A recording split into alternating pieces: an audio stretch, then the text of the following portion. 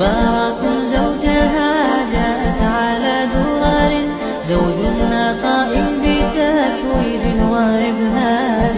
كل القلوب تناهت في السنة فرحا بالحسن يبرق